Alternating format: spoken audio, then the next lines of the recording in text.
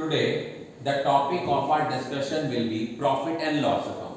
बेटा profit and loss account क्या होता है?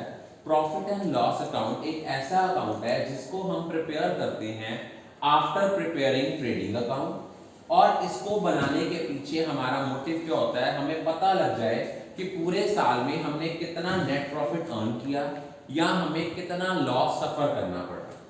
इसको हम कैसे शुरू करते हैं? या तो ग्रॉस प्रॉफिट या ग्रॉस लॉस को हम ट्रांसफर करते हैं और जितने इनडायरेक्ट एक्सपेंसेस होते हैं। अब आपके माइंड में आएगा सर इनडायरेक्ट एक्सपेंसेस क्या होते हैं?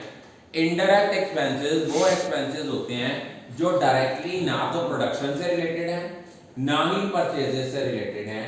जितने इनडायरेक्ट एक्सपेंसेस होते हैं इन सारे एक्सपेंसेस को हम ट्रांसफर करते हैं debit side of profit and loss account.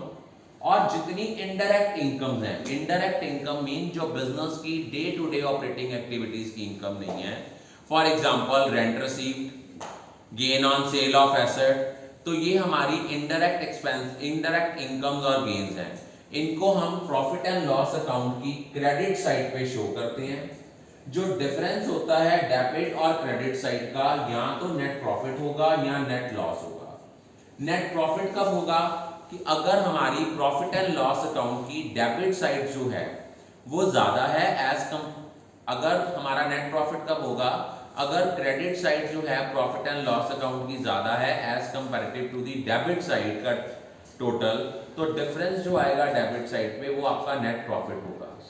और वाइसे वर्सा, अगर हमारा क्रेडिट साइड का टोटल कम है और डेबिट साइड का टोटल ज्यादा है प्रॉफिट एंड लॉस अकाउंट की, तो क्रेडिट साइड पे जो डिफरेंस आएगा that will be net loss. और जो भी नेट प्रॉफिट या नेट लॉस होता है इसको हम ट्रांसफर करते हैं कैपिटल अकाउंट में। हमने अकाउंटिंग इक्वेशन में पढ़ा था कि अगर हमें कोई इनकम होगी, कोई प्रॉफिट होगा, उससे कैपिटल इंक्रीज होगी, अगर कोई लॉसेस होंगे उनसे हमारी कैपिटल डिक्रीज होगी। अब हम लोग जब प्रॉफिट एंड लॉस अकाउंट बनाते हैं तो प्रॉफिट एंड लॉस अकाउंट को जैसे हमने बैक एक्सरसाइज का क्वेश्चन नंबर 11 डिस्कस करेंगे, वहां हमें दिया हुआ है प्रॉफिट एंड लॉस अकाउंट बनाना है सोनलाल का for the year ended 31 March 2021। Clear?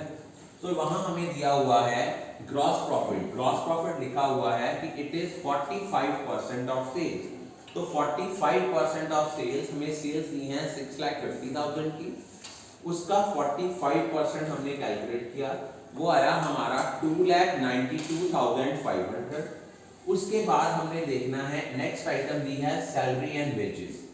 Salary and wages जो है ये आपका इनडायरेक्ट एक्सपेंस है, लेकिन अगर इसी की जगह हमें दिया होता वेजेस एंड सैलरी, वो डायरेक्ट एक्सपेंस है और डायरेक्ट एक्सपेंस कभी भी प्रॉफिट एंड लॉस अकाउंट में नहीं आते। फिर हमें दिया है कमीशन पेड, ये भी इनडायरेक्ट एक्सपेंस है।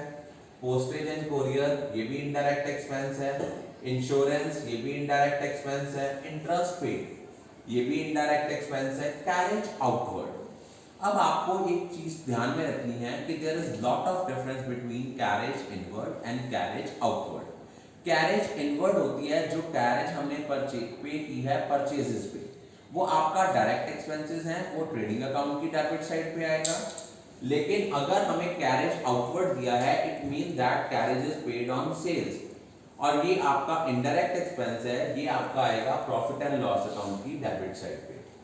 एडवर्टाइजिंग दी है, उसके बाद डिस्काउंट अलाउड दिया है। रेंट रिसीव्ड, ये हमारी क्या है? इनडायरेक्ट इनकम है, इसको हम प्रॉफिट एंड लॉस अकाउंट की क्रेडिट साइड पे शो करेंगे 17,000। इंटरेस्ट ऑन इन्वेस्टमेंट, इसको भी शो करेंगे क्रेडिट साइड पे, इनडायरेक्ट आपकी इनकम है।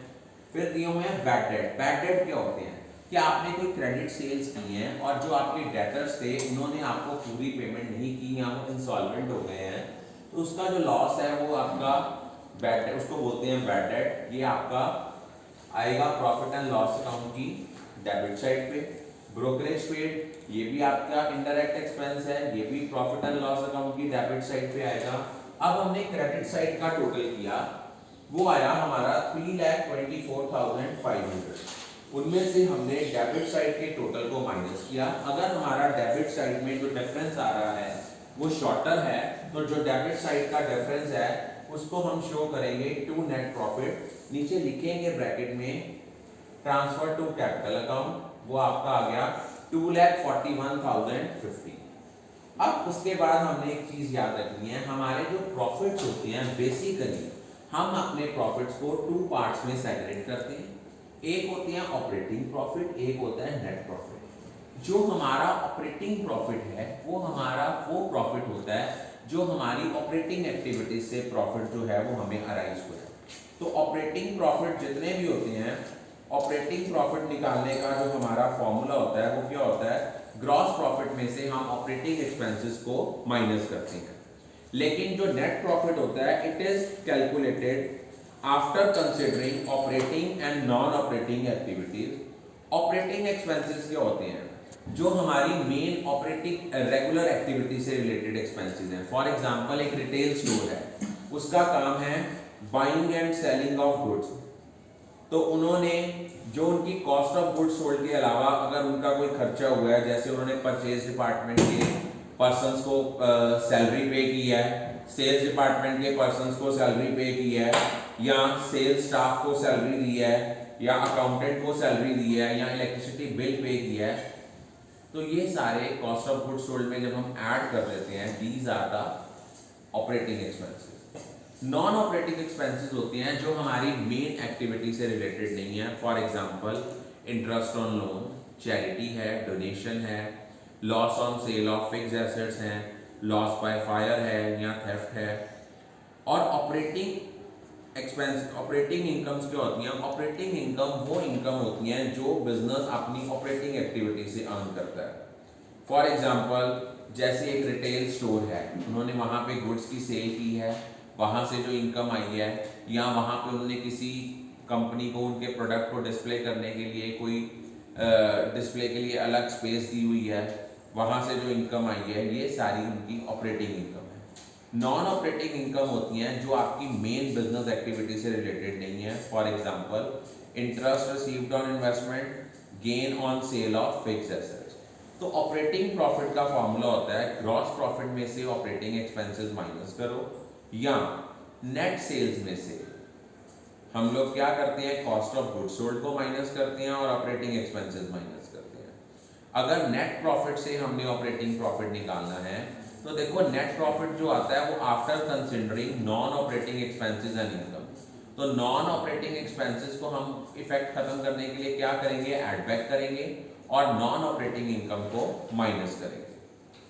तो ऑपरेटिंग प्रॉफिट और नेट प्रॉफिट में क्या डिफरेंस है, नेट प्रॉफिट जो है इसको हम कंसिडर करते हैं, कैलकुलेट करते हैं after considering non operating expenses and income. लेकिन जो आपका ऑपरेटिंग प्रॉफिट है इसको हम असर्टेन करते हैं while considering operating expenses and operating income. इनमें हम लोग ना तो नॉन ऑपरेटिंग आइटम्स लेते ही नहीं है, चाहे वो नॉन ऑपरेटिंग एक्सपेंस है या नॉन ऑपरेटिंग इनकम है। I think all of you are clear about it.